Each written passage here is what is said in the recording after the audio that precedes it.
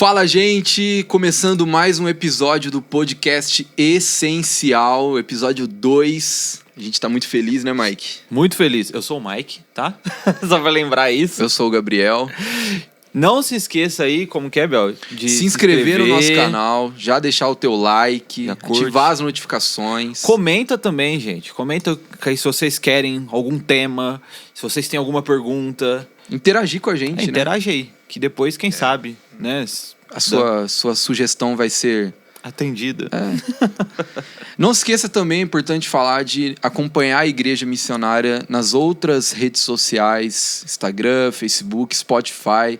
É muito fácil, é só você pesquisar Igreja Missionária Serra Negra, lá no Instagram, no Facebook e no Spotify você vai conseguir acompanhar a gente e ficar por dentro de todos os nossos conteúdos.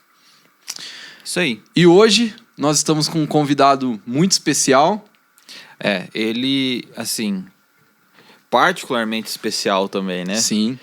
Especial de modo geral e especial de modo particular. A gente está aqui hoje com o nosso pai, o Pastor Ludi Rosa. Pastor Ludi Rosa! Cara, que responsabilidade, hein? É mesmo. De vocês, né? Nossa, né? Pois é. De entrevistar você, né? Como que eu te chamo? Pastor, pai, Ludi? E agora, hein? Do jeito que eu quiser. Do jeito que você quiser. Sou filho, né? Filho. Filho tem intimidade. Né? A gente pode chamar como quiser, né? Pode, assim, né? Dentro dessas categorias. De forma respeitosa. De forma respeitosa, pode falar pai, pastor. Então vamos assim, ó. A gente vai variando. Pastor. Ah, não, aí não, hein? aí por favor. Judiou. Não, ficou estranho. Pastor. Pai, se apresente para as pessoas, fale seu nome completo. Sua idade. Vocês me chamaram aqui é pra humilhação? É pra os humilhados serem exaltados. Não se esqueça da idade. Não Vamos se esqueça lá, então. disso.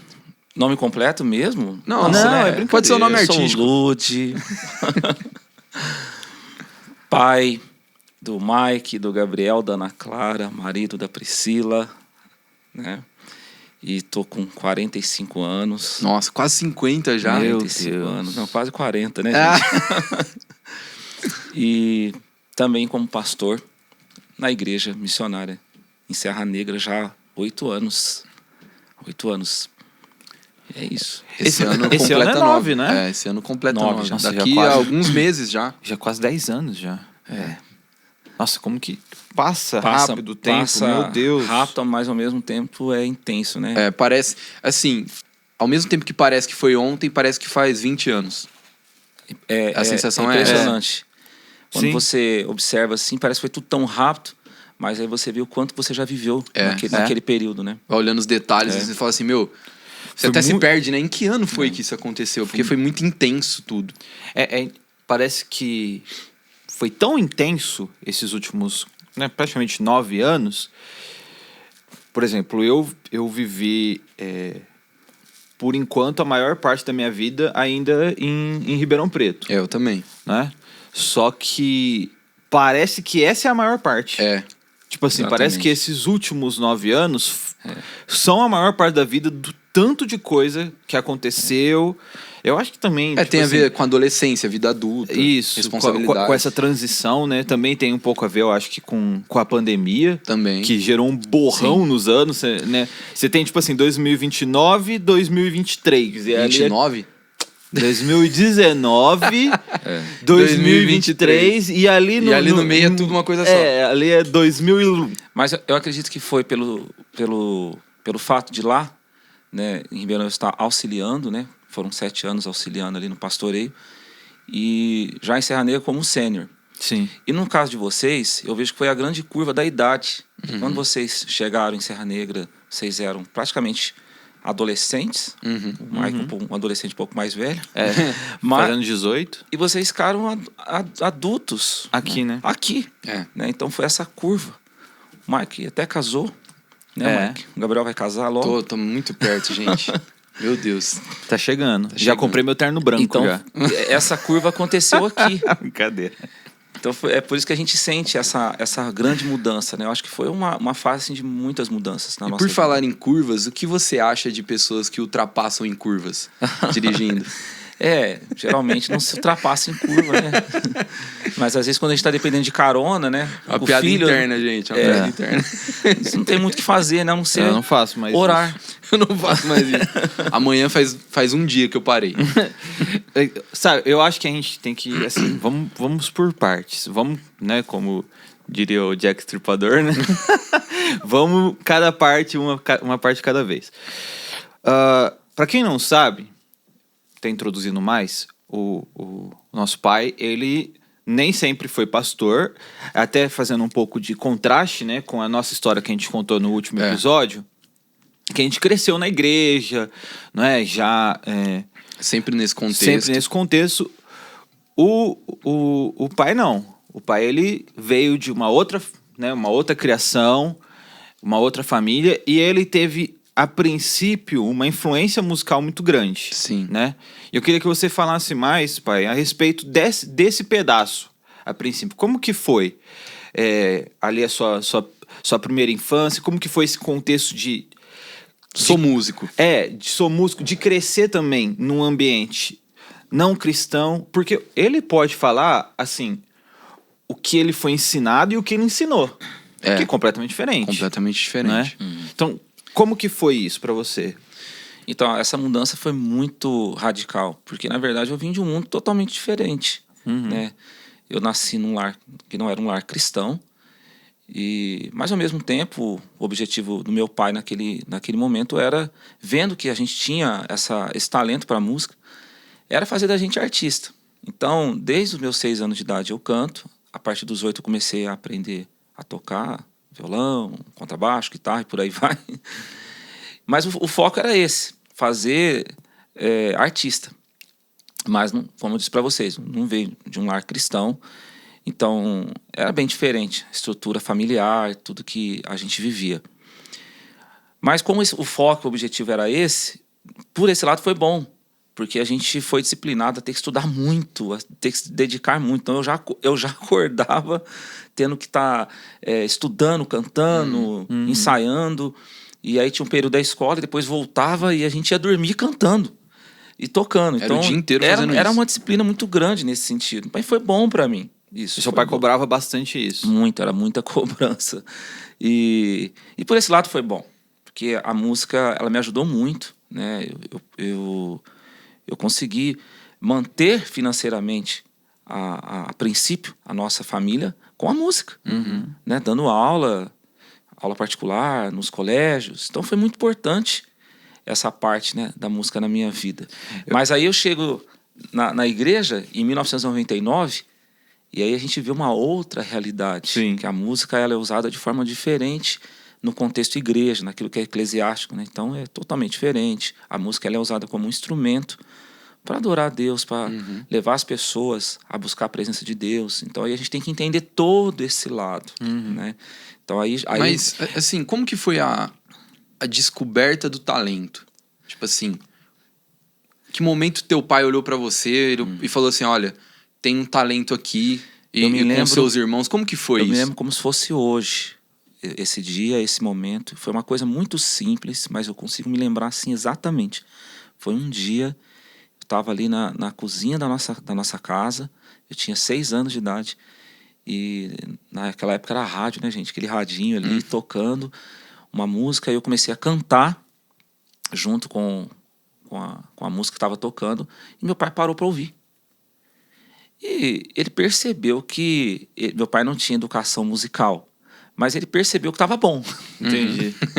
Tinha um senso estético. Chamou a atenção ali dele. E ele olhou para mim e falou, você vai ser um cantor.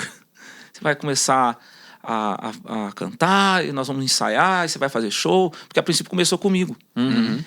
E aí, o meu irmão estava ali perto, o Júnior, e falou, vocês vão fazer uma dupla. Peraí, eu acho que se esse consegue, o esse outro aqui também canta, esse aí canta também. Cara, começou desse jeito e as coisas começaram a acontecer mesmo. E foi muito rápido, assim? Muito tipo, rápido. A gente começou a ensaiar, assim, tipo... Da noite pro dia, e a gente tem uma dupla agora. Agora ele começou a vão colocar a começar a ensaiar gente aí. em tudo quanto é coisa que tinha, de evento. Você consegue lembrar da música que tava tocando no rádio? Isso ou também não? é muito, né, gente? Aí você tá também... Seria legal, né? Se lembrasse. Eu gosto daquela história do professor de violão. Como que é que ele... Não, ele, essa história, ele cara, pediu pra você fazer um... Não. Essa história dá muito Aí eu dó, já tava cara. no momento da minha aula, né? Eu tava já fazendo aula de violão, cara. E eu lembro como se fosse hoje a música que ele queria que eu tirasse. Era o Tico Tico no Fubá. E é uma música complicadinha, né? E ele falou, olha, se você tirar essa música bonitinho, certinho, semana que vem, você vai me mostrar e depois eu vou te trazer um presente. E, cara, eu fiquei aquela semana... Gente, eu me lembro que naquele tempo não tinha um gravador, chamava Nacional. Você punha, gravava, eu ficava ali gravando. E eu tirei a música, né? E no dia que ele chegou, eu mostrei pra ele, todo feliz e tal. Aí ele falou, então, vou te trazer um presente. Na outra semana, o cara desapareceu. O cara sumiu. O professor sumiu. Não sei o que aconteceu, né? Eu era criança, não sei o que houve com aquele cara. Mas... foi bem marcante isso. É, porque dali você foi... Aí eu tive que... aprender sozinho. Aí eu fui pra cima, né? Você tinha quantos anos? 8? 8 anos. O cara desapareceu. Pensei. Ah, eu sempre adorei essa história, porque eu ficava pensando o paradeiro desse cara. O que aconteceu, Tipo né? assim, olha, se você é esse cara, se favor, você lembra traz o do presente, Luke, cara. ele aguarda esse presente. Ele aprendeu várias músicas. Por favor. Pensa, você com 8 anos de idade, cara, vai chegar o presente, né? Ah, cara, Pô, que uma judiação, dedicação. velho. A lei da recompensa, né? Mas aí o violão foi o primeiro instrumento. Primeiro instrumento. Depois eu fui pra guitarra, contrabaixo, e aí depois teclado, viola, e por aí vai. Foi embora. É porque o que eu percebo assim, né? Você tem ouvido absoluto. Então, a hora que você identifica ali, qualquer instrumento... daí é questão de tempo, assim, né? Não é... Você vê que quando a gente é criança, a gente não percebe isso. Mas ou a gente não tem intencionalidade nisso. Mas eu me lembro de eu estar, às vezes, andando no carro quando criança. Eu ficava prestando atenção no barulho do motor, cara. Eu falava, cara, tá em tal nota. Agora, ó, conforme acelerando, agora tá nessa nota. Porque não é só no instrumento musical. Muitas coisas emitem sons, né? Então, às vezes, o barulho do ventilador. Aí eu falei, cara, olha só, eu consigo Isso é coisa de perceber doido. as notas musicais. E é muito legal isso, porque para afinação fica muito mais fácil, né? Nossa, Então eu consigo... a gente costuma dizer assim, o fulano toca de ouvido, né? Então eu consigo acompanhar pelo ouvido. Então mesmo que eu não saiba a música, eu consigo ir acompanhando assim. E isso é doido porque, tipo assim... Tipo... não tem como falar que não é um ato da providência de Deus, né?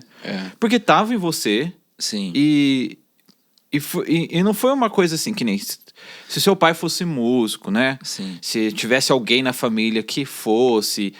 você já meio que espera, procura... né? Mas não. Já sabia tipo até assim, por onde começar. Né? tinha tudo isso dentro de você, né? Toda essa capacidade, esse potencial. E foi uma percepção, assim... sabe? Num dia comum na num cozinha. dia comum... tocando rádio. Isso mostra o quanto é importante a gente estar atento aos detalhes, né? Sim. Porque foi num detalhe, assim, né? É interessante isso, porque não foram coisas que me ensinaram, por a gente falou da aula de música, era uma coisa que já estava ali. Legal falar sobre isso, porque é algo de Deus mesmo. Né? Não tem como falar que não foi. É algo de Deus. Hoje eu percebo isso, né? E aí na chegada... na igreja, na fé, no novo nascimento, aí eu percebi o propósito. Isso que é interessante. Porque até então a gente via ali, né? O talento e tal. Aí depois eu comecei a entender o propósito, cara. Pô, tinha um propósito nisso. Né? Eu poderia usar esse talento para a glória de Deus, para servir a Deus. E aí foi muito especial. Eu falei, nossa, cara, olha que legal isso. Tem algo que Deus colocou sobre a minha vida que eu posso... entregar para ele, servir a ele e para a glória dele. Então essa mudança foi muito legal para mim. No nosso último episódio, a gente falou bastante sobre entregar uma vitória, né? E que a gente comentou, inclusive, foi um ensinamento que você trouxe pra gente. E foi uma coisa que você viveu, né? Você estabeleceu sua carreira musical. Sim. E aí vocês chegaram a um ponto alto, né? Isso. Na década de 90 a gente participou de um movimento sertanejo que eu acho que foi um dos primeiros. Né? Dessa parte meio universitária, assim, né? Esse sertanejo universitário, acho que foi um dos primeiros. Eu acho que começou ali. E a gente já estava numa gravadora muito forte, que era uma multinacional. E essa gravadora, ela estava ali nesse trabalho, que era uma coletânea de algumas duplas desse movimento sertanejo. E a gente conseguiu ganhar um disco de ouro.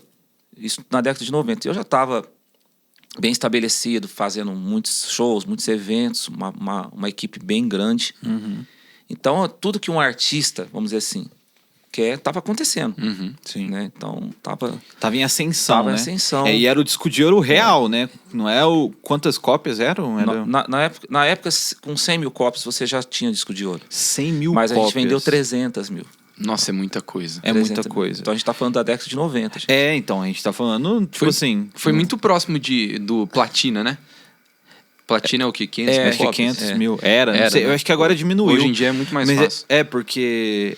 Mas, Tipo, então, as plataformas levam muito mais, né? É muito mais. aí, de repente, você vive ali a salvação, o novo nascimento. Você entende que sobre Jesus é o caminho, a verdade, a vida. Ninguém vem ao Pai senão por Ele. Você entende que você precisa dessa salvação para que você possa ter vida eterna que está em Cristo. E também, eu sempre falo isso, quando Cristo te alcança, Ele também revela o seu propósito. E aí eu percebi que o meu propósito era outro. Mas como que foi chegar nesse... Porque você teve a revelação disso, do propósito, mas você olhar para uma carreira que... Consolidando, você está consolidando, está em ascensão. ascensão, ou seja, se eu colocar mais tempo nisso, se eu investir mais nisso, vai dar um resultado ainda melhor. É o sonho da minha família, tá todo mundo envolvido. Sou novo, você era muito novo ainda, né? Você tinha 18 anos, 19? Não, no momento da conversão eu estava com 20 anos. 20 anos. 20 anos. E assim, você olhar para isso e falar assim, ok, eu vou abandonar isso agora. Como que foi? Teve um momento assim crucial de decisão? Tipo, não, a partir de hoje chega, eu não quero mais? Teve, e assim, foi bem desafiador. Foi bem desafiador. E muito interessante dizer que não houve uma influência de ninguém falando comigo sobre isso. Foi uma coisa muito interna entre eu e Deus. Eu comecei a perceber que aquilo que eu estava fazendo não fazia mais sentido. Não tinha mais sentido. Que Deus tinha algo diferente para a minha história. E ao ponto, foi tão forte, veio uma convicção tão grande de Deus, que eu tive a coragem de deixar aquilo, mesmo que financeiramente era o meu recurso, era a nossa firmeza financeira, deixar tudo aquilo para viver algo que era desconhecido. Desconhecido. Né? É tipo quando Deus chama Abraão, né? Era Abrão, né? Gênesis 12, sai da tua terra, da sua parentela, da casa do teu pai, vai para um lugar que eu te mostrarei. Interessante, porque Abraão, ele não sabia o lugar que ele ia chegar, né? Porque Deus não mostrou. Deus fala para ele, um lugar que eu te mostrarei. Mas ele já sabia o lugar que ele tinha que sair. Então, acho que é aí que está a chave de tudo. Você saber qual é o propósito de Deus. Não é você ter a certeza de onde você vai chegar, mas é você ter a certeza de onde você tem que sair. Sim, então, eu não tinha certeza do que ia acontecer tomando aquela decisão. Não sabia onde Deus ia me levar, as lutas que eu ia passar, qual como era o próximo passo, desafios. Né? Passamos muitas coisas, né? Mas eu já sabia, eu já tinha convicção daquilo que eu tinha que deixar. E como que sua família recebeu isso? Foi muito difícil, né? Até pro meu irmão, na época, o Júnior, e as pessoas estavam, meu pai. Porque, pensa, para mim fazia sentido, para eles não. Era uma coisa entre eu e Deus. Então, a princípio, foi bem difícil. Mas é como eu sempre falo, né? Quando Deus te fala algo, você que tem a responsabilidade de crer no que Deus está falando, não as pessoas. É verdade. E aí quando você faz, né, e aquilo começa a acontecer, aí depois vai fazer sentido para as pessoas. Começou a fazer sentido para eles, tanto que eles hoje também estão servindo a Deus. Então, naquele momento fazia sentido para mim, né? Mas para eles não. Então foi bem desafiador. E até o início, né, dessa mudança foi difícil, porque eu tive que começar novamente e começar dando aula de música. E como que foi, assim, tipo, ok, agora eu não sou mais cantor, não tenho mais minha carreira. Como que veio esse pensamento da aula de música? Tipo, ao mesmo tempo que estava sendo muito desafiador, ao mesmo tempo traz uma alegria muito grande, cara. Você saber que você está indo em direção àquilo que Deus está falando, e Ele está te chamando para aquilo. Então, o início foi complicado. Comecei dando aula de música, precisei desfazer de algumas coisas. No meu carro, na época, zerar o meu orçamento financeiro. Eu já era casado, né? Há 1 ano e meio, 2 anos, já tinha um Mike pequenininho. Então, já era um pai. 20 anos. Mas, e assim, começar ali foi desafiador, porque eu comecei com poucos alunos, depois isso foi crescendo, foi avançando, mas foi luta. Você lembra quem foi seu primeiro aluno? Cara, lembro, meu primeiro aluno foi o Felipe. Felipe, o filho do pastor Paulo, ele foi o primeiro aluno. Eu não sei se ele começou a fazer aula comigo de dó. Certeza. O cara, certeza absoluta. Mas eu comecei com ele. E tipo assim, quando você chegou na primeira aula, você tinha uma ideia de onde começar ou ele foi o teste? Tipo assim, eu vou descobrir como que é isso com esse cara aqui. Foi meio que umas duas coisas. Eu tinha alguma coisa e a prática foi me forjando ali. Forjando, né? E foi assim que tudo começou. E eu esperava ter alguns alunos, mas naquela época eu cheguei a ter mais de 100 alunos mês. É muita coisa. Deus prosperou de uma forma linda, cara. Eu falo, o que é você tá no centro da vontade, né? Tipo assim, no propósito de Deus. Sim. Onde tem um propósito de Deus, a provisão chega. É isso aí. Se você tá vivendo um propósito de Deus, a provisão vai chegar.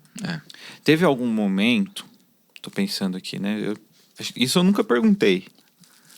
Gente, é difícil fazer essas coisas com filho, né? Não, porque a gente conhece um pedaço grande da história. Colocando ele na parede agora. Não, Tudo mas que a gente teve vontade de perguntar na vida e não perguntou. Deus me ajuda. Teve algum momento que você se sentiu, tipo assim, abalado com isso? Tipo, eu entendo toda essa questão, mas teve algum momento que você olhou e falou assim, nossa, que tá difícil a coisa, tipo, que realmente pesou e que você falou, não, mas eu vou seguir, Quando eu vivi essa mudança, eu comecei dando aula de música, mas veja, nós morávamos em Ribeirão Preto, uma cidade grande, né? Sim. Então eu tinha que me mover de um bairro para o outro, e aí eu estava sem carro, então eu tinha que ir com a bicicleta. Então era desafiador, principalmente os dias de chuva, não era fácil. E veja, eu era um cara de 20, 21 anos. Então esse momento foi bem desafiador ali. Eu falava, Deus, é isso mesmo? Né? Será que é isso mesmo? Então vinham esses pensamentos, mas ao mesmo tempo uma voz, que hoje eu sei, né? A voz do Espírito Santo, ela me acalmava, ela trazia muita paz no meu coração, que alguma coisa ia acontecer, né? E não necessariamente eu esperava na questão financeira, mas eu esperava que a minha vida ia fazer sentido para outras pessoas, né? E eu percebo isso hoje. Cada vez que eu estou pregando, cada vez que eu estou diante de um aconselhamento pastoral, que eu vejo pessoas passando por situações difíceis, né? Parece que é diferente você falar daquilo que você viveu, você sentiu na pele, né? No dia a dia ali. É diferente, porque eu vivi, cara. Eu vivi isso na prática mesmo ali, do dia a dia. Saber o que é você ter que levar o sustento para tua casa. Você tem filho, você tem esposa. Tô tremendo aqui, gente, mas é porque o microfone tá pesado. Não. Todo mundo, não é fácil. Então, nesse momento foi bem desafiador para mim. Passou assim, teve os pensamentos, mas ao mesmo tempo tinha uma voz que me acalmava, que trazia paz, que falava, vai dar certo, fica tranquilo, o melhor tá chegando. E assim a gente foi caminhando. Por outro lado, o tempo foi passando, as coisas foram começando a acontecer, também a idade, né? Sim. E a gente, às vezes, vinha, muitas vezes, pensamento através de pessoas que não eram preparadas, né? E às vezes falava, cara, olha o que você tá fazendo com a sua vida, né? Poxa, você é um cara novo, você é talentoso, você poderia estar vivendo tantas coisas. E eu falava, não, mas Deus tem um propósito na minha vida e eu vou seguir o que Deus falou e eu não volto mais. É uma convicção muito forte. Né? A gente é novo, né? E a gente conhece outras pessoas, né, assim, da nossa cidade. Né, Biel? Eu não sei, assim, tipo, as pessoas passam por uns... Umas coisas mínimas. Umas assim. coisas tão... É claro, é difícil você medir o impacto, o sofrimento na vida da outra pessoa. É. Mas às vezes a gente olha e pensa assim, né? Poxa, é uma coisa tão pequena, o cara já...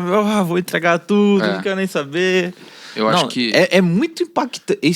Eu perguntei porque eu nunca tinha escutado isso, tá? É a primeira vez que eu escuto isso. E isso é muito impactante porque...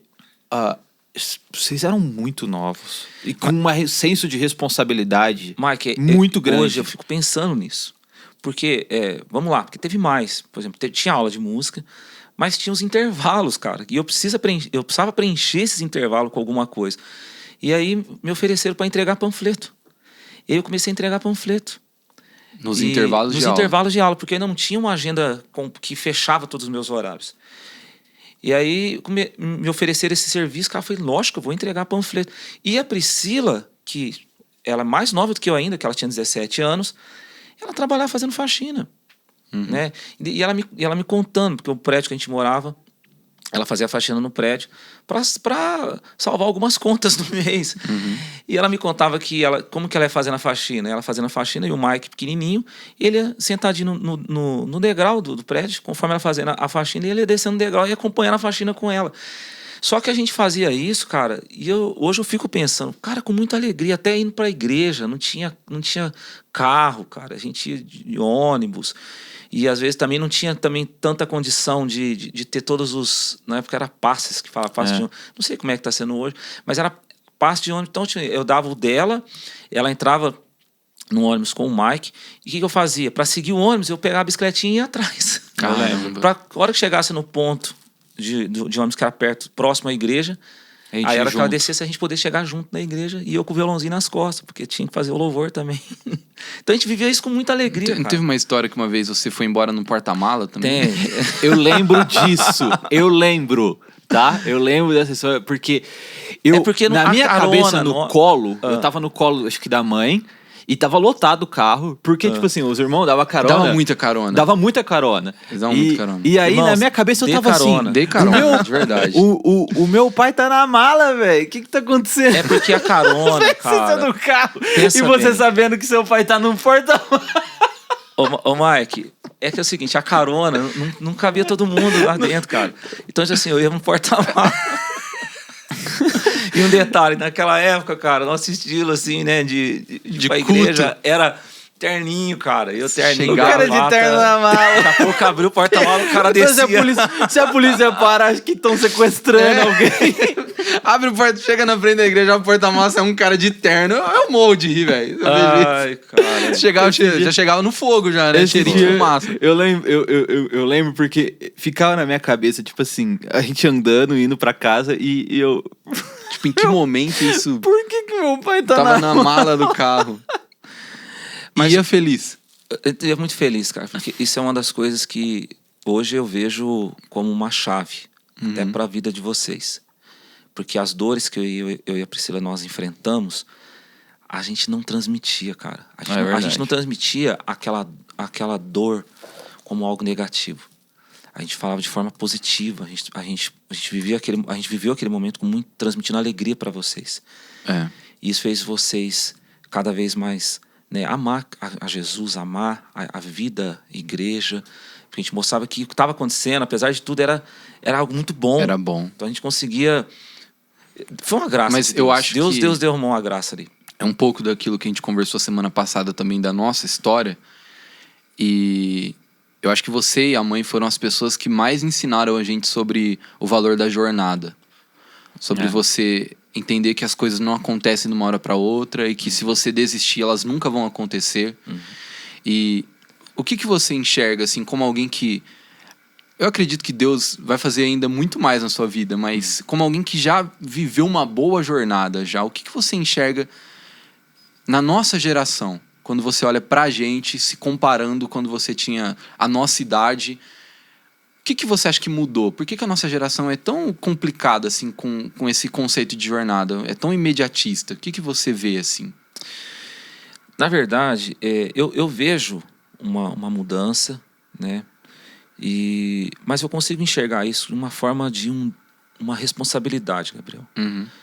Eu acho que aquilo que Deus permitiu nós passarmos ali era justamente para poder entregar para essa geração. Então eu não vou para aquela linha assim, olha essa geração, olha como é que são fracos, ou essa geração é muito frágil e tudo mais, né? Eu acho que essa geração é responsabilidade nossa. Então eu vejo que aquilo que nós passamos, o que nós enfrentamos ali, é justamente Deus nos preparando para poder tocar nessa geração, para poder forjar essa geração. Então eu consigo enxergar o seguinte, que é uma responsabilidade. Eu não posso falar dessa geração, apontar, né, vamos dizer assim, a fragilidade dela. Pelo contrário, não, eu tenho que olhar para essa geração e falar, ela é responsabilidade minha também. De poder forjar eles, de poder transmitir para eles, né, aquilo que foi construído em Deus lá atrás. Uma geração contar a outra, né? De geração em geração. Não sei se eu estou conseguindo me fazer Sim, entender, muito. Mas eu acho que essa é a responsabilidade. Eu preciso olhar para essa geração agora e não com esse olhar tipo desmerecendo ou Porque a gente diminuindo. vê muito isso, né? Vê também. Porque aquilo que nós passamos, olha só que interessante, o que nós passamos trouxe para essa geração, no caso, até falando aqui da gente, trouxe para vocês um ponto de partida diferente. Sim. Com certeza. Vocês já nasceram num lar cristão, vocês já cresceram em um casamento estruturado, mas por causa daquilo que nós passamos. Então, o ponto de partida de vocês é diferente, frente, né? é outro ponto de partida. Vocês estão começando de outro ambiente, de outro lugar. E aí? Tudo bem, então se torna um pouco mais fácil, mas ao mesmo tempo há um desafio que vocês têm que ir mais longe. Sim. Né? Então eu vejo assim, qual a minha responsabilidade hoje? Transmitir. É legado. Eu preciso transmitir. Então é a minha responsabilidade. Então o meu olhar para essa geração é um olhar de responsabilidade. Meu coração queima por isso. Né? Não é só para fazer o que eu estou fazendo hoje, por fazer o que eu estou fazendo, pregar e tudo mais, pastorear, não. Isso queima muito no meu coração. Eu não posso ir embora sem transmitir o legado daquilo que Deus fez na minha vida. Eu preciso transmitir. Eu preciso ter a certeza que eu estou deixando aqui pessoas que vão carregar aquilo que Deus colocou sobre a minha vida. É isso. Né? Não só como filhos naturais, mas também filhos espirituais. Eu peço muito para Deus me capacita para transmitir, para que a gente possa ter a certeza que isso vai permanecer na vida de pessoas. E agora, voltando um pouquinho ali nessa conversão, ali, como que foi? Essa é outra coisa que tem algumas histórias que eu conheço também. Esse momento de você sair de um ambiente de músicos profissionais, porque a princípio você serviu na igreja como músico, né? Depois como ministro e tal. Mas como que foi essa transição? Tipo assim, eu tô no meio de um pessoal profissional e de repente você chega na igreja, né? Como que foi isso pra você? Como foi esse impacto? Foi uma troca de experiência, Mike. Porque, na verdade, como eu falei para vocês, por um lado, tinha essa questão profissional, da técnica e tudo mais. Mas, de repente, cara, você se depara com coisas que você desconhece. Que é a música como um instrumento de adoração, de levar pessoas a buscar a presença de Deus. E fala, cara, o que é isso? Isso eu não sei. Então, ao mesmo tempo, se por um lado você via lá... não tá legal, né? Pô, esse som não tá legal. Tipo, eu tá errando esse acorde, tá desafinado, sabe essas coisas Sim. assim? Não tem como a gente falar que não tem, né? Mas ao mesmo tempo a gente via ali o pessoal se dedicando muito, porque era o que eles tinham ali, né? Mas por outro lado, tinha isso, cara. Eu falava, cara, mas uma coisa acontece quando essa pessoa abre a boca aqui dentro da igreja, quando essa pessoa toca. Olha o fluir de Deus aqui, tá acontecendo alguma coisa aqui, é uma coisa que eu desconhecia. Então, essa troca de experiência, então eu falei, o que eu vou fazer? Eu vou pegar essa bagagem que eu tenho na parte técnica e eu vou entregar. E foi o que eu fiz. Eu comecei também a dar aula, na época, pro pessoal do louvor, ensinar o pessoal a cantar, tocar. Como eu falei agora há pouco do Felipe. E falei, cara, eu vou entregar o que eu tenho, mas também recebendo. Sim. E aprendendo. Porque existe a capacitação profissional e a capacitação do Espírito Santo. Exatamente. E é por isso que eu falo muito pro pessoal hoje, principalmente quem já era da área da música, né? Eu falo, não tenha pressa. Você foi salvo em Deus, você vai começar a servir a Deus. Vai com calma, porque para mim foi importante. Eu fiquei ali acho que quase 2 anos nessa preparação para começar a participar das escalas do louvor. Porque até então eu estava ali no ensaio, dava aula. Mas foi muito bom para mim. Porque quando eu subi ali para começar a participar, eu já entendi. Não estou falando que eu entendia tudo, mas já entendia alguma coisa do que eu estava fazendo ali. Sim. Foi muito importante, porque muitas coisas Deus precisou lapidar e trabalhar na minha vida, né? Então foi uma troca de experiência. Assim. Porque senão você importa, né? Porque você estava acostumado a performar, né? E aí corre o risco, né, da pessoa só... Que é o que às vezes a gente vê pessoas que saem do meio secular, da música secular, né? E ela não tem esse entendimento do que é a música cristã. Isso. Não é? Do que a música cristã é pro culto, é pra adoração. É pra adoração. E aí a pessoa, né, ela só começa a... Mudar a performance. Ela só muda a performance. Em vez de ela cantar o que ela cantava, ela canta... Tipo assim, a ideia dela ainda é performar. É performar. Né? E assim, na prática você vê, cara, porque, por exemplo, para cantar às vezes para 40, 50 mil pessoas, como aconteceu tantas vezes, tudo bem, você chegava ali, subiu, cantou, tal. E é diferente quando você está usando a música para servir a Deus. Por exemplo, às vezes quando eu estou num trabalho evangelístico, eu vou, como já aconteceu, né? Às vezes eu vou pregar e cantar lá no Corpo de Bombeiro, na Polícia Militar, no asilo. Cara, eu tô ali antes me preparando em oração, tiro um tempo com Deus, vendo quais são as canções, buscando em Deus qual é a direção. É diferente, cara. Sim. Parece que a responsabilidade é muito maior. É uma responsabilidade muito grande, cara. É algo... É um outro mundo. É um outro mundo. Então, para mim, foi importante esse tempo de espera. E você já começou servindo no louvor cantando ou tocando? Tocando. Eu comecei tocando teclado. Depois pessoa de baixo, eu toquei um pouco de baixo. Depois pessoa de guitarra, toquei um pouco de guitarra. E assim, eu fui indo. Aí daqui a pouco... E, cara, na época... Você queria cantar. Eu gostava muito de cantar. Mas na época, naquele momento, era um momento, né, diferente que a gente vive hoje, né? A igreja tinha 2 microfones. Nossa! Então não tinha como cantar muita gente mesmo. Era um outro tempo, né? A nossa igreja lá em Ribeirão, o pastor Paulo, era um tempo desafiador, né? Então tinha muita opção mesmo, né? Mas não era por isso, é porque realmente eu me coloquei assim, cara, eu vou servir. O que tá precisando aqui, eu vou fazer. E foi bom porque foi construindo isso, né? Eu comecei a entender. Aí depois comecei a cantar, depois eu comecei a ministrar um louvor. Cara, eu me lembro uma vez, nas minhas primeiras ministrações, por que é importante esse tempo de lapidação, né? No meio do louvor, eu tava lá e a igreja já tava celebrando, e daqui a pouco eu virei pra igreja, só na mãozinha. O pastor... o pastor Paulo olhando. Não, o pastor Paulo, eu louvo a Deus pela vida dele, que ele teve muita paciência, cara. Só na mãozinha. E tipo, só na mãozinha. E a igreja fez a mãozinha? Só que aí... ok, tá mano, bom, gostei né? disso. Tudo bem. Eles foram me ensinando, não é assim, né? Você tem que falar, é diferente. Então, quando você fez isso, a hora que você terminou, já te chamaram pra falar, tipo, Lud, olha... Não no dia, mas depois me conversaram, né? Com todo cuidado, não é assim. Então... A gente tem que ter paciência. Isso é interessante, a gente precisa ter paciência, né?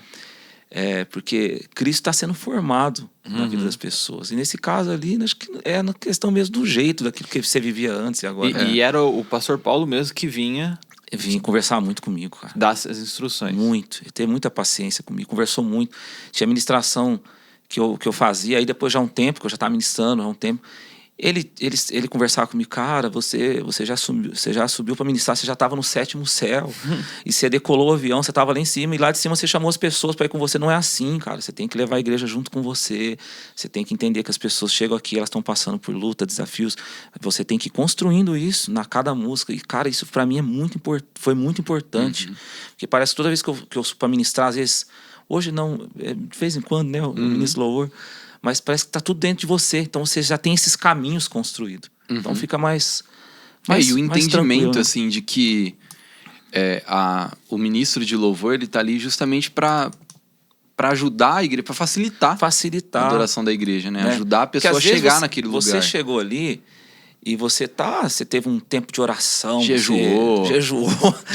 Mas o cara passou um dia difícil, cara. Chegou ali em cima da hora. Em cima da hora, e pessoas novas. E aí? Você tem que entender, cara. Você tem que descer o monte, vamos dizer assim, né? Descer pro vale. É verdade. E pegar na mão da pessoa e falar, vamos junto pro monte. É legal esse contraste, né? Eu acho legal o pastor ser aquele que vai ensinando até no louvor, né? A gente vê muito isso aqui, né? E eu imagino para você como que foi isso, né? Porque você veio da parte musical, mas você chegou e foi aprendendo com alguém que era da parte eclesiástica. Sim. Né? Tipo, o pastor Paulo, salvo algum engano, eu acho que ele não sabe fazer um dó, sabe assim? Então, eu acho isso muito interessante, essa responsabilidade do pastor de, até no louvor, ele ser quem tem que estar ali produzindo, muito ensinando. importante pra mim isso, cara. Isso foi muito importante. E gerou confiança naquilo que eu tinha que fazer. É mais fácil você caminhar quando você tem alguém direcionando né? A sua vida, o que você tem que fazer, os passos, né? É uma referência. E ele, pelo que você conta, ele foi muito sábio, né, no seu momento de conversão, né? Saber lidar com alguém tão novo e que vinha do ambiente de uma carreira muito diferente. Isso fez diferença, né? Muito, porque, gente, vamos lá. Era um tempo diferente. Né? Nós estamos falando aí do final da década de 90. Então, a igreja vivia um tempo diferente. Então, pensa.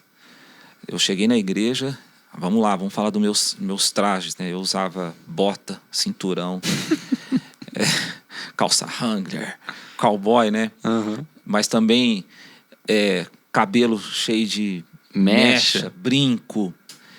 E naquele tempo a igreja era diferente, cara. Né? Hoje a gente vive um outro tempo. Né? Chegou o pecado, né? Tipo assim, o cara nem sabe quem é. Teve um irmão que desmaiou. Que depois ele me contou isso, depois que eu vivi toda essa mudança. Mas uma família chegou pra ele, cara. E falou, olha, onde já se viu esse rapaz aqui na igreja? Como é que pode isso? Então, se ele permanecer, a gente tá saindo. Então, olha isso, cara. Trágico. E, tipo, eu tinha acabado de chegar. Caramba. E ele, com sabedoria, falou, olha, irmão, a igreja tá à porta aí, né? Pra quem quer entrar, pra quem não quer estar mais. E a família foi embora, cara. Foram embora. Então eu fico imaginando, hoje, como pastor local, sênior, eu fico imaginando, cara, que desafio, né? Desafio. Você vive, às vezes, você é colocado em situações assim, que você fala, meu Deus, e agora, né? Porque assim, se for pensar de um modo ele tava colocando arriscando, porque assim, um menino que acabou de chegar uma família que já era da igreja, né? Da igreja, mas o comprometimento com a palavra de Deus. A palavra de Deus. Eu não vou mandar embora uma pessoa que quer Jesus. Tá chegando. Jesus veio para os doentes, cara. Entendeu? Né?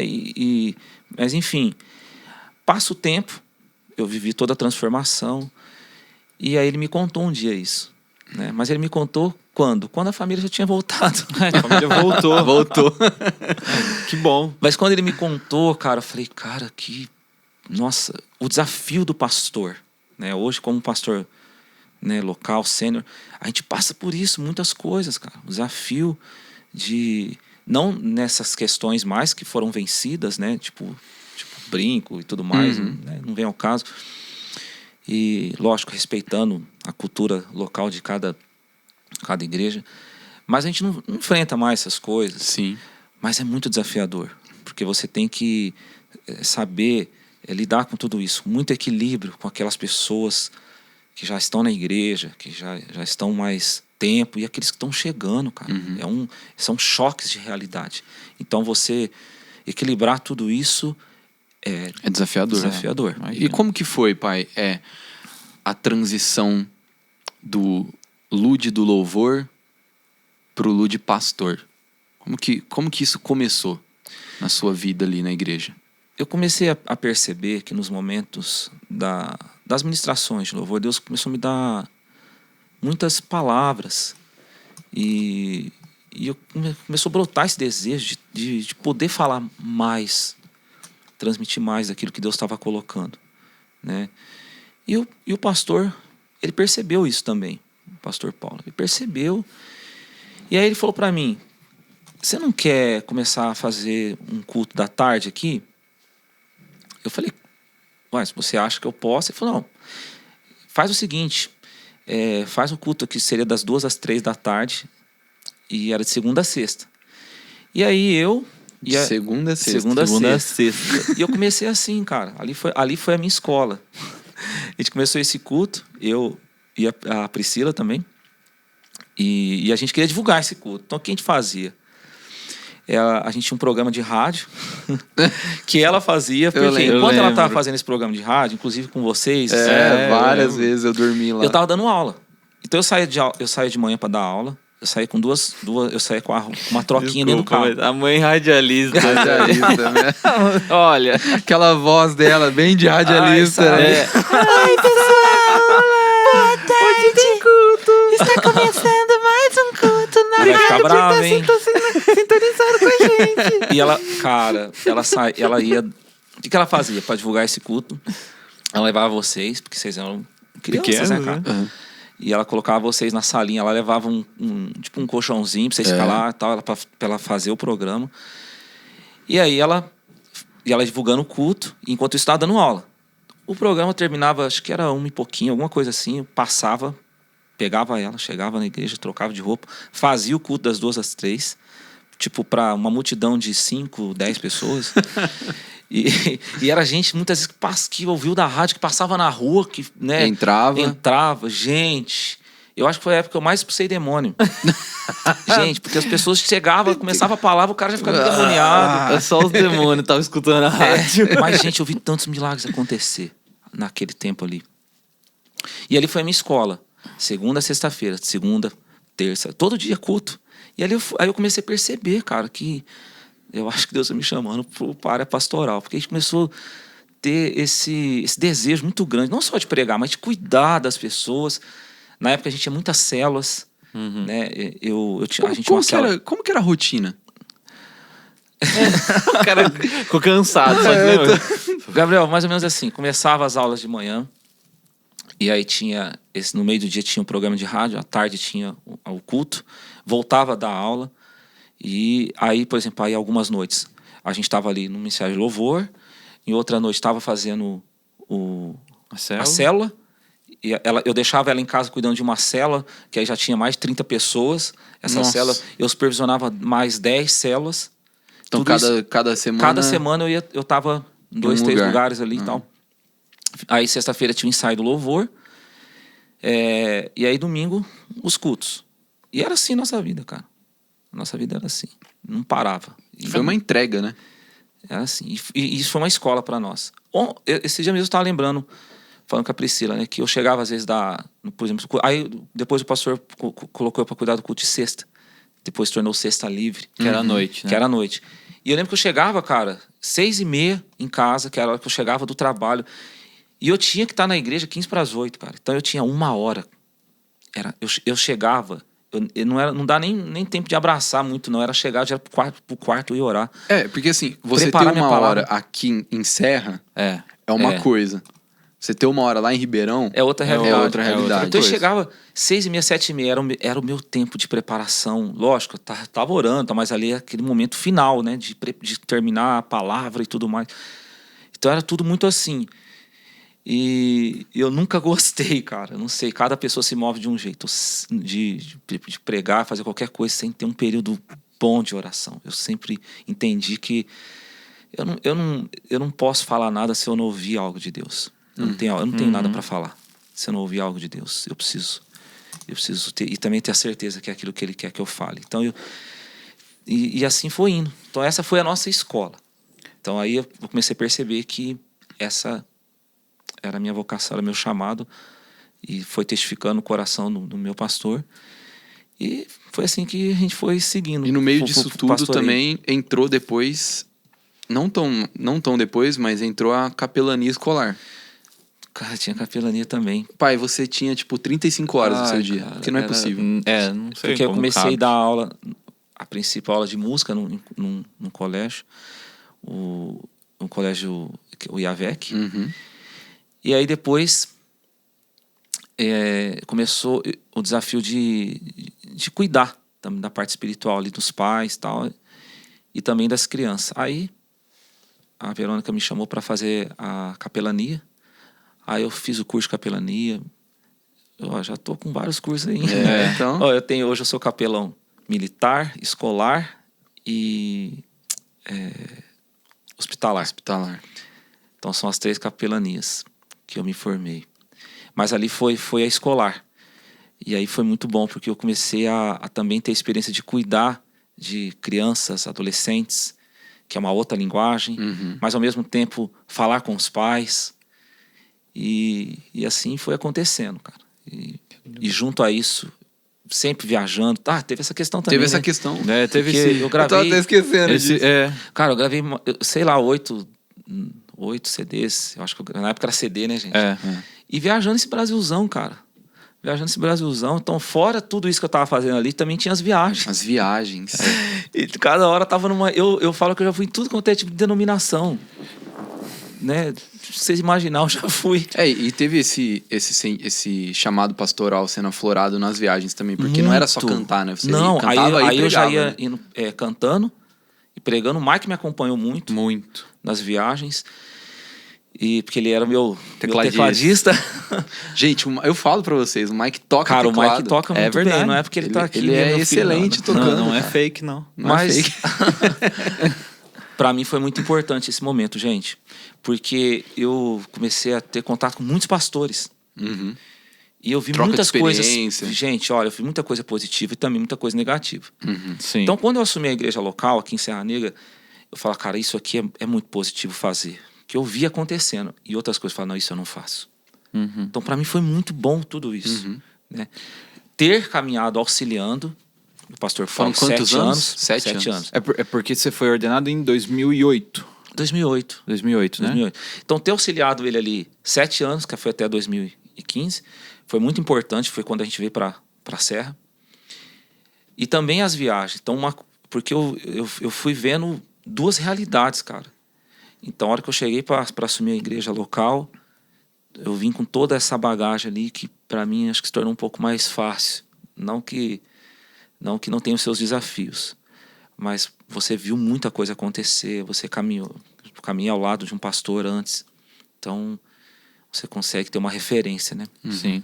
Daquilo que você pode fazer. Lógico que muitas coisas a gente vai aprendendo na prática mesmo. Que quando você é colocado como um pastor local, tudo muda, meu amigo. É diferente, porque... Bomba história em você, né? Porque quando você está como auxiliar, dependendo da situação, então tá bom, agora eu vou lá e vou falar com o pastor. vou te né? passar Ele pro que pastor. resolve. Agora não, agora chega... Quando chega você pra não tem você, essa, meu né? amigo, Não tem com quem você o falar. fim. É o fim. E já passou em todo mundo. Já passou, falar que agora... Uma sequência de pessoas já tentou resolver antes de chegar já, em você. então, quando chegou, você sabe que não é... Tipo, não é facinho. Não é fácil. E, o pai, teve essa segunda, assim, são 3 transições que eu vejo, assim, né? Foi a conversão, depois pro ministério pastoral, né? E depois a mudança para cá, Sim. para Serra Negra, que envolveu bastante coisa também, né? Porque aí já tava 7 anos em Ribeirão como pastor, Sim. né? Aí vem muito aquela passagem de Lucas 5. Inclusive, vocês citaram aí no outro No outro episódio. no outro episódio. Porque a saída de Ribeirão, a gente tinha ali uma vitória. A gente estava cuidando de muitas pessoas. Tinha uma rede muito grande, cuidando de vários cultos. A gente cuidava do culto no meio da semana, o culto de sexta-feira. E também tinha as viagens. Estão viajando bastante, cara, pregando a gente fora. tava vivendo um momento muito bom, né? E a igreja em Serra Negra, naquele momento, ela estava um momento difícil, era um momento de crise. Então, era aquela passagem de Lucas 5, né? Jesus primeiro prosperou o barco de Pedro para depois chamar ele, né? Não foi na hora que Pedro estava lá lavando as redes e falando assim, né? Acabou, tipo, trabalhamos a noite toda, não pegamos nada, não. Foi depois. E aí Jesus chama ele e ele teve que entregar aquilo. Então, na verdade, foi uma entrega. Uma entrega de anos, né? De trabalho, de dedicação, mas para algo muito misterioso, que a gente não sabia também o que ia acontecer. Mais uma vez, eu estava diante de uma grande responsabilidade, porque aí se não acontecesse, se isso não desse certo. E agora você tinha filhos mais velhos. Mais velhos. 3, né? Não era 3. só um. Agora não foi só a entrega minha e da Priscila, agora foi também a de vocês. Porque vocês estavam já envolvidos em muitas coisas. Mas eu lembro quando a gente sentou, a gente conversou. Então vamos. Deus está chamando, a gente vai. E o que me fez vir não foi a questão tipo de ser um pastor sênior, não. Foi o desafio que eu via da igreja, a crise que a igreja estava, ouvindo as pessoas, vendo a carência, vendo as pessoas precisando. E na época a gente estava ali, se não me falha a memória, acho que a gente estava uns 5, 6 pastores em Ribeirão. Eu falei, poxa, aqui encerra, né? Então eu me vi desafiado, senti desafiado a estar cuidando, né? Carregando uma palavra, porque na hora que Deus foi trazendo a convicção, Deus deu uma palavra, que algo grande ia acontecer. Mas o que a gente via na frente era uma crise, né? E hoje, quando a gente vê o que Deus tem feito, a proporção, né, que isso tomou, a igreja avançou, não apenas em números, mas a relevância da igreja, eu falo, valeu a pena não, tem valido a pena, porque eu acredito que tem muitas coisas que ainda vão acontecer, né? Eu falo que a gente está ainda gatinhando, né? Porque 8 anos é a idade de uma criança. Sim. Então tem muita coisa pela frente, a gente está começando. Mas até aqui eu posso dizer, o Senhor tem nos ajudado, o Senhor tem estado conosco. E eu lembro quando a gente veio mudar pra cá, que os primeiros que mudaram foi eu e você, né, Biel? Sempre, né, mano? Sempre. A gente passou um medo, porque a gente não tinha o apartamento ainda, né? Não tinha lugar para morar Não ainda. tinha lugar pra morar, não tinha salário ainda. Exatamente. Né? Tipo assim... o pastor não tinha... A igreja não tinha como não fazer tinha pelo pastor naquele condição, momento. e aí a gente veio meio assim, Jesus, Veio na fé, né? tem misericórdia da Vocês gente. moraram, em acho que tua presença. Uma semana. Vocês moraram uma semana na igreja. uma Foi semana. assim, ó. As aulas iam voltar. Eu tava no último semestre do 3º colegial. E eu tava no último semestre E do o Gabriel nono no ano. último do 9º. E as aulas iam voltar, só que a gente ainda não tinha conseguido o apartamento. E minha mãe, assim, ela não deixa a gente faltar por nada. Nada, gente. Literalmente Então, nada. assim, ela literalmente A gente preferiu mandar a gente sozinho. pra morar em morar outra no escritório. cidade. A gente... Cara, isso é uma coisa dela, né? Ela Não, é minha dela, mãe assim, ó, não a aula deixa- você não perde. Não cara. perde. Pode E tá aí, chovendo canivete, você Eu vai. lembro que a gente, à noite... Gente, pode ser qualquer igreja do mundo. À noite dá medo. Dá medo, Eu cara. não sei porquê. Não sei, é um frio. Era muito gelado. Muito frio. Teve essa mudança também, porque Ribeirão é super quente, né? Não era muito E frio à eu e o noite. Gabriel, a gente tinha uma cama de casal numa sala do escritório. Era Banheiro, um banheiro. mais ou menos. Que o Glória a chuveiro era Deus. ruim. Ruim, sabe Aquele frio, Glória a cara. aquele Deus. chuveiro que Tinha é uma cama. Tinha uma cama, né? Pelo menos tinha uma cama. Tinha uma cama. Tinha uma cama. E foi uma loucura isso. E eu imagino, né? o desafio que foi pra vocês, né? Tipo assim, a gente tem que chegar, a gente tem que arranjar um lugar. Sim. A gente tem que... Não Não, sabe eu já como que tinha vai falado com a ser. Priscila o seguinte, falei, ó, se de tudo a gente não arrumar um lugar, a gente fica um tempo morando na igreja. Olha aí. Nossa, E- obrigado, Jesus, pelo apartamento. E até na questão financeira, porque como eu tenho essa questão da música, eu falei, eu volto a dar aula e vamos seguir em frente. O importante é fazer essa igreja acontecer, cuidar dessas pessoas. Sim. E eu olhei muito pra cidade, cara. Uhum. E eu falei isso muito com a igreja, com aquelas pessoas que ficaram ali, né? Falei, gente, vamos olhar pra essa cidade, cara. A gente Tem chegou um povo a ser alcançado aqui. em Serra Negra, a igreja tinha 100 pessoas. 100 pessoas, cara. 100, Assim, e ainda 100 pessoas muito machucadas. feridas. Eu falei, não. Eu falei com essas pessoas, falei, vamos olhar para a cidade, vamos cuidar, vamos para fora, vamos alcançar vidas. Evangelizar. Eu lembro que a gente fazia muito evento Muito, evangelístico, cara. E a igreja começou né? a crescer assim, e aquele povo, cara, louva a Deus, um povo guerreiro, a gente foi mesmo para cima e as coisas começaram a acontecer, cara. E estão Pai, acontecendo. uma coisa que eu acho muito legal, assim, em você, um elogio agora, é que eu acho você uma pessoa, assim, muito arrojada. Tipo, você chegou aqui em Serra Negra, eu não sei como ele descobriu quem que era o dono do jornal da cidade. E aí depois ele descobriu uma moto que fazia som, passava nos bairros. E, tipo assim, gente, a gente já tava em 2015, né? Tipo assim, o Facebook já tava rolando, o Instagram, e a gente fazia também. Fazia também. O Facebook e Instagram. Só que eu lembro que, tipo, em questão de 2 semanas já tinha anúncio No jornal. no jornal. E eu lembro de um dia eu tava na aula. Olha isso, gente. Eu tava na aula, passou uma motinha assim, ó, cantando uma música e igreja missionária, culto todos. Eu falei, gente, como que em 2 semanas já deu tempo do cara tipo, colocar uma moto pra rodar divulgando a igreja? Então, assim, você como um pastor que assumiu uma igreja nesse cenário, qual conselho você dá para um outro pastor que talvez está vivenciando isso ou que está com esse desafio? Quais foram os passos práticos que você teve ali naquele momento que fizeram a diferença? Nossa. Vamos lá.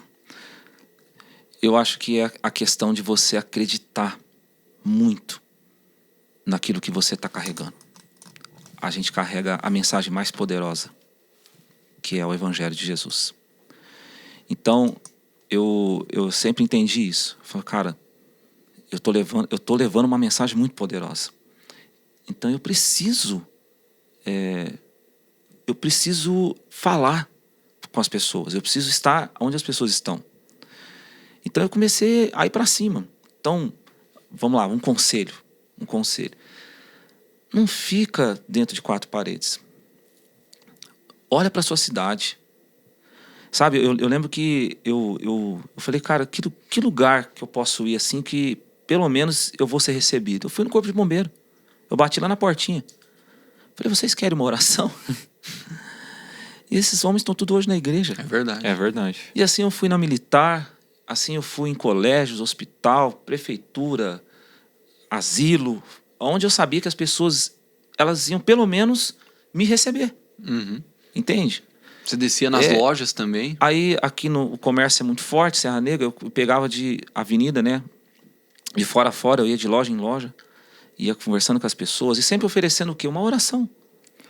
Então não adianta a gente ficar dentro de 4 paredes achando que as coisas vão acontecer. Não é assim. Vamos olhar para o ministério de Jesus. As coisas que aconteciam, a mulher do fluxo de sangue, né? Ele estava sempre em Ele movimento, estava né? em Sempre em movimento, movimento, na né? rua, cara. Bartimeu foi assim. Bartimeu, sempre vai ter um Bartimeu. Sempre vai ter. É verdade. A gente tem que parar pra pensar nisso. Verdade. Sempre vai ter um Bartimeu clamando à beira do caminho. É verdade. Mas a questão... Você tem que estar em movimento. Você tem que estar ali, né? Sim. Porque para ouvir Bartimeu. Então eu penso isso. Você falou várias vezes, né, pra gente nas reuniões, conselho, da liderança, né, faz o trabalho do evangelista, né? Faz. Várias vezes. Aí é interessante que quando você faz, porque o conselho é para os pastores, né? Quando você faz, a igreja vai junto. Nós temos que ser o primeiro a fazer. Né? A igreja não vai evangelizar se você não é um evangelista. Você precisa fazer primeiro. Eu sempre carreguei isso no meu coração. Aquilo que eu falo para a igreja fazer, eu tenho que ter feito. Eu já tenho que ter feito. Então, acho que o caminho é esse. Você faz primeiro, depois as pessoas vão fazer. Muito bom. Isso é um caminho de autoridade. Você faz. Então, hoje a gente vê a igreja fazendo. Então, hoje a gente vive um outro mundo. Né? É uma outra realidade. Mesmo assim, não deixa de fazer. É verdade. Né? São outras realidades, mas a gente está sempre fazendo. Mas aquele momento foi desafiador. E eu falei, mas eu vou abraçar essa cidade, eu vou amar essa cidade. A gente tem que amar a cidade, cara. O lugar que Deus te colocou, você precisa amar. Amar, entender a cultura do lugar. Você precisa, porque senão não... Porque isso fez muita diferença, né, pai? A gente começou a tentar entender como comunicar com essa cidade. Exatamente. Qual era o estilo de vida dessas como pessoas. Eles recebiam as coisas. Como eles recebiam. Porque pensa, a gente veio de uma outra cidade, é uma outra cultura. É, exato. Né? Pode ser no mesmo estado, mas muda muita demais, coisa. Muda. Então eu falei, não, eu preciso entender o que está acontecendo aqui. Mas a gente estava debaixo de uma palavra, né? A gente veio debaixo de uma palavra. Então aí, meu amigo, aí é só uma questão de tempo. Né? E o que é andar debaixo de uma palavra? O que é andar debaixo de uma palavra? Voltando a Lucas 5, né? Pedro fala, eu trabalhei e não peguei nada, mas sobre a tua palavra eu lançarei a rede. É a palavra. Sobre a palavra de Deus. O milagre, ele acontece onde você faz pela palavra de Deus. É verdade. Né? Então, mas o conselho é esse, né? Eu acho que eu ainda sou muito novo como pastor, né? Apesar de ser 15 anos, mas eu me considero novo. Tem muitos pastores aí de muitos anos. Mas o que eu posso falar, o que tem dado certo, é acreditar na mensagem que você carrega e sair das quatro paredes. Vai visitar, vai nos estabelecimentos, oferece sempre uma ajuda, uma oração. As coisas vão começar a acontecer. Lógico que hoje a gente tem as redes sociais que nos ajudam muito. Lógico, é um alcance, né, é muito maior. É muito maior.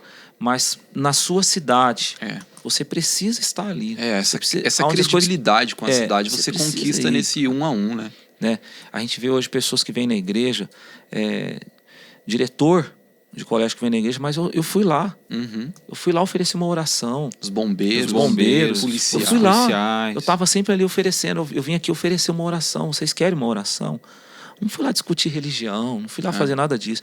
Eu quero fazer uma oração por você. Levar Jesus. Para que Deus possa abençoar a sua vida. E dali começa a abertura, a pessoa começa a falar das dificuldades e você tem a resposta, que é Jesus Cristo. É isso. Entendeu?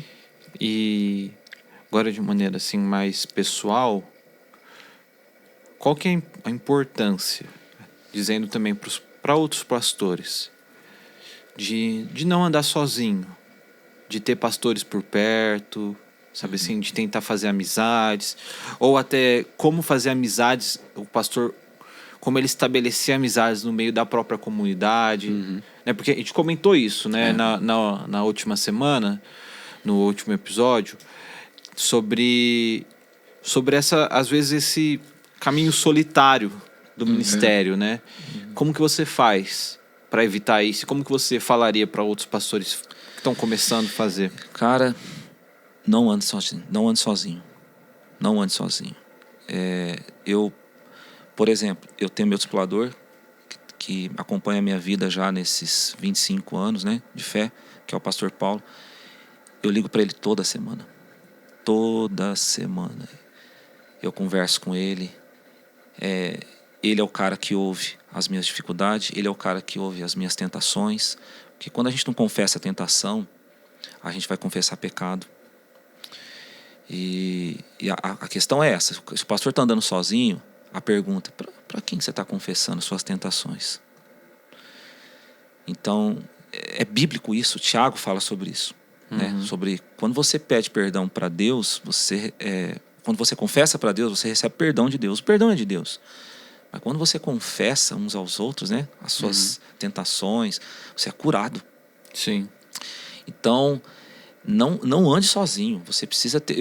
Eu na verdade, eu fico muito preocupado com um pastor que não tem pastor. Né? Eu me preocupo demais com isso. Então, eu tenho um pastor que acompanha a minha vida, que me conhece, Se não me engano, acho que Paulo fala isso, que ninguém pense de mim mais do que eu mesmo sou. Acho que é Paulo que fala isso, que ninguém pense de mim mais do que eu sou. Quando você não tem uma pessoa que você confessa quem você é, a sua dor, a sua tentação, a sua dificuldade, automaticamente você está vivendo isso. Você está vendo dessa forma. As pessoas estão pensando de você além do que você é. Isso é um perigo, porque isso vai te levar a uma vida de arrogância, de orgulho. Mas quando você tem aquela pessoa que você rasga o coração, que você confia, então aquele cara sabe quem você é. Então, mesmo que esteja acontecendo coisas extraordinárias na sua vida, isso te protege muito, porque você sabe que tem alguém que sabe de fato quem você é. É muito que bom. você é um ser humano que tem fraqueza, que tem luta. Então, isso te mantém num caminho de humildade. Muito bom. Humildade. Então, não caminhar sozinho, ter um pastor. O conselho é pro pastor agora? Uhum. Então, ter um pastor.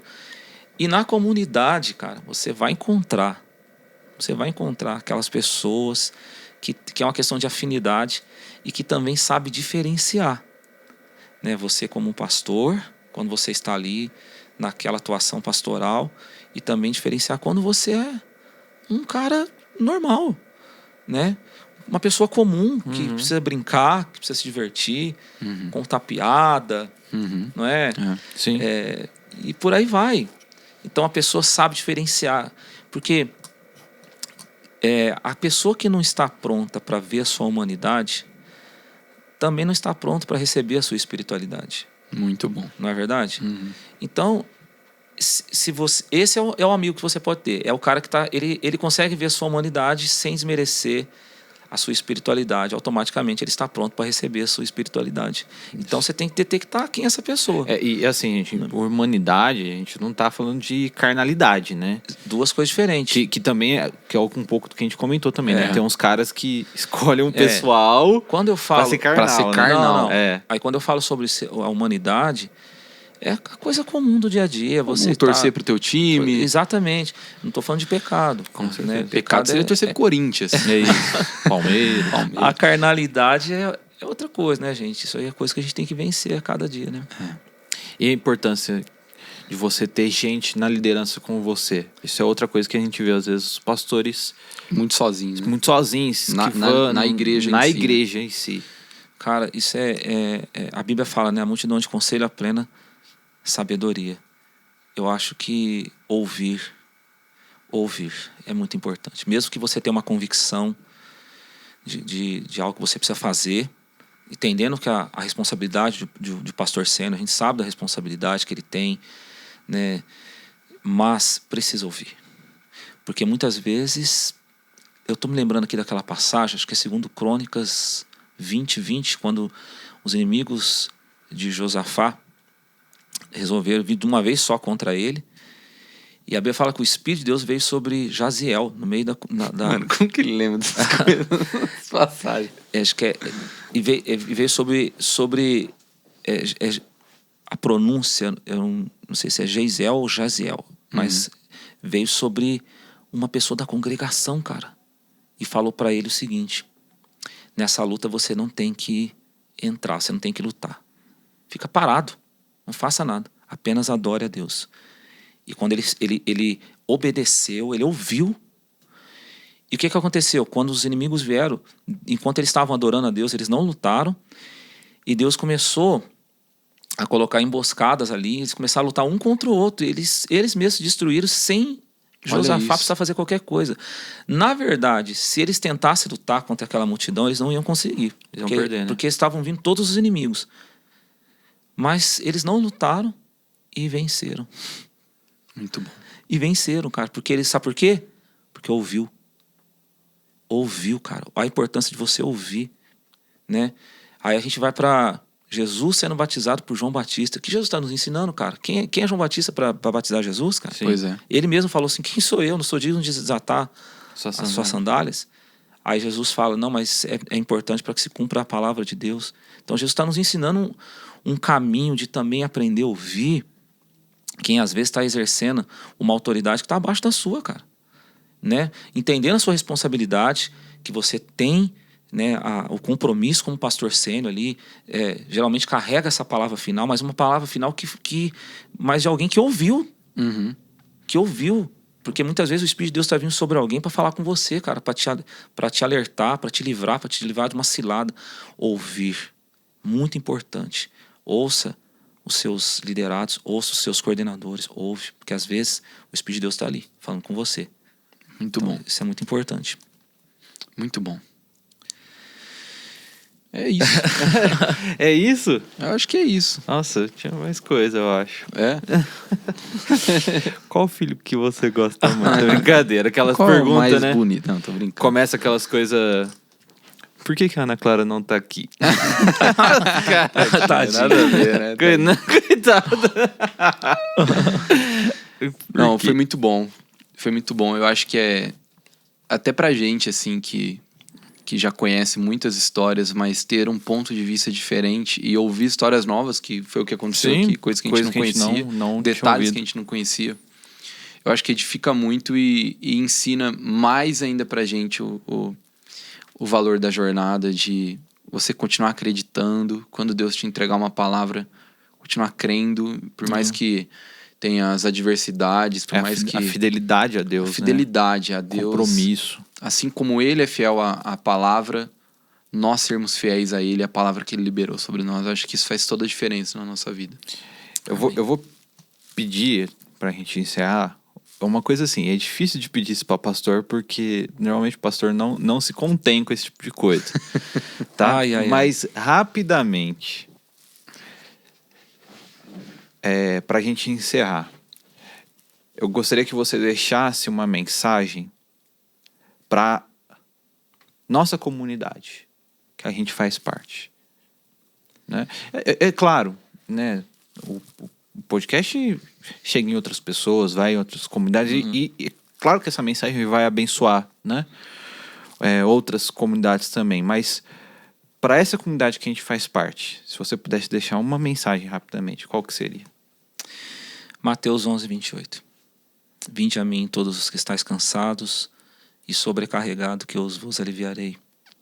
Tomai sobre vós o meu jugo, aprendei de mim, que sou manso e humilde de coração, e encontrareis descanso para as vossas almas, porque o meu jugo é suave e o meu fardo é leve. Acho que a mensagem é essa. Corra para os braços do Senhor todos os dias. Todos os dias. Busque a presença de Deus. Aprenda mais de Jesus. Jesus, ele é suficiente para transformar as nossas vidas. Quando a gente vive isso, dia a dia, de forma rotineira, a nossa vida se torna mais leve, né? Se a vida está pegando muito pesado, é porque você está pegando leve na oração.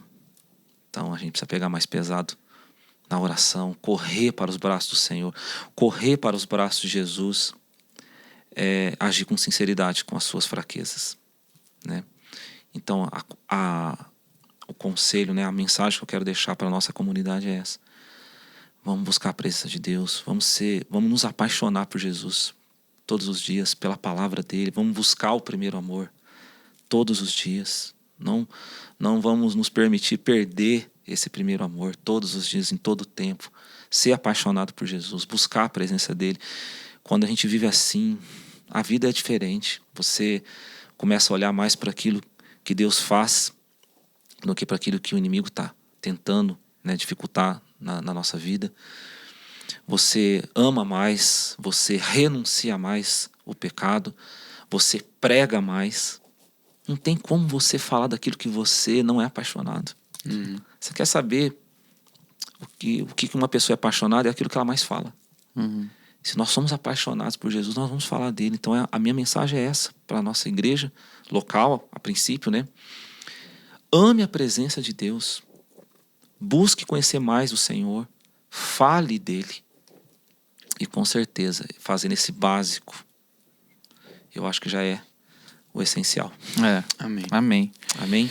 Gente, esse é o Pastor Lud, PR Lud Rosa, se você quiser procurar. Sigam lá, tem Sigam muito no conteúdo Instagram. toda semana. Tem sempre... Ele grava ainda muita música. Muita música. Né, De toda vez em quando faz semana. umas lives. Umas lives também de adoração. Muito bom.